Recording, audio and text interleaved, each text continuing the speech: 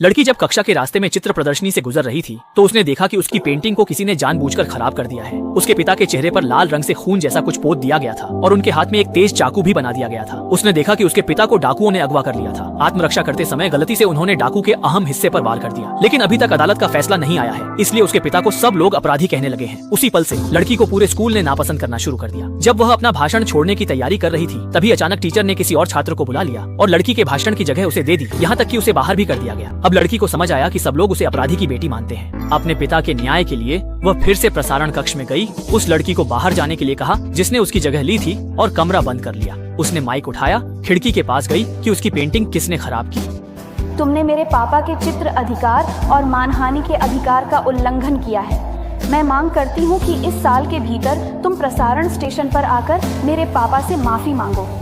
कोई नियम नहीं है, कोई संगठन या व्यक्ति किसी भी बदसूरत या वास्तविक तकनीकी साधनों का उपयोग करके जाली तरीके से दूसरों की छवि को नुकसान नहीं पहुंचा सकता है। हालांकि दूसरों को गंभीर नुकसान पहुंचाने वाली बदसूरती का गैर जिम्मेदाराना आकलन गलत है। गैर जिम्मेदाराना। सिर्फ लड़की के इस कदम से टीचर ने उसके माता पिता को स्कूल बुलाया। सबको लगा था कि माँ लड़की को डांटेगी, लेकिन माँ ने उल्टा प्रिंसिपल से ही पूछा, जब मेरी बेटी को स्कूल में तंग किया जा रहा था तब आप लोग क्या कर रहे थे? यहाँ उन्होंने साफ कहा कि जो लोग उनकी बेटी को तंग कर रहे हैं उन्हें ढूंढना होगा, वरना वह अपने अधिकारों की रक्षा के लिए कानून लेंगी। घर लौटते समय माँ ने उसे समझाया कि तुम्हारे पिता अपराधी नहीं है। जब तक अदालत का फैसला नहीं आ जाता तब तक झूठी अफवाहें फैलाकर बदनामी नहीं कर सकता।